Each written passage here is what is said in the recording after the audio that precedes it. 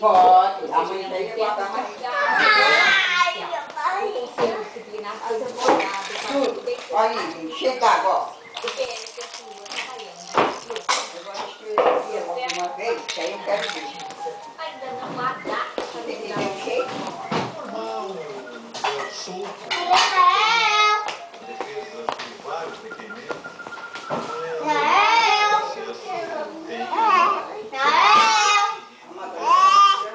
Olha o jeito dela.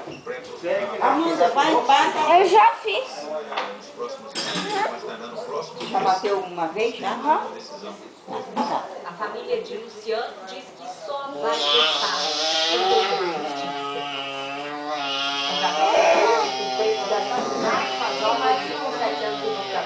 O crime aconteceu há 7 meses. A suspeita é de todos terem José Edson Mendes da Cruz, conhecido como Mundão, de 44 anos, e Helena Cora Alvim, de 28 anos, foram presos pela Polícia Civil de Boca. O casal é suspeito pelo assassinato de Amanda Roberta Trindade, de 25.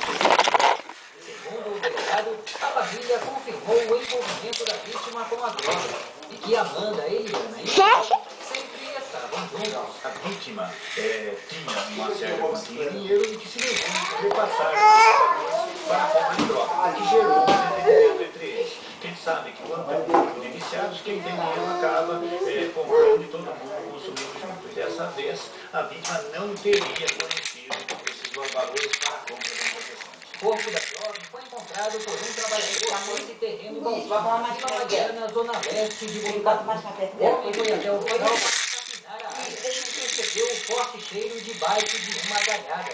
Amanda estava com o corpo desfigurado, o corpo em estado avançado de decomposição. O crime aconteceu em março. E agora, após 7 meses, foi possível pedir a prisão temporária dos suspeitos. A polícia recebeu informações à noite e, através de um trabalho de investigação, chegou até o casal. De acordo com a antiga Delegacia de Investigação, já tem passagens pela polícia. Ele por tráfico de drogas e Eliana também por tráfico de entorpecentes. O casal foi localizado e preso em diferentes pontos da cidade. A jovem estava em uma área conhecida como Big Noia, ao lado de outros usuários de crack. José Edson foi encontrado na casa dos pais, na zona leste de Botucatu. Mas foram presos para a segurança das investigações. A polícia tem 30 dias para a atividade das diligências. Mas ela faz com a câmera no chão. Qualquer coisinha que toque no troço que tá aberto, não devia, ó, quase levou um chute. Ainda mais danado em cima. Suspeitos de atirarem contra a gente, policiais prestaram depoimento. Os dois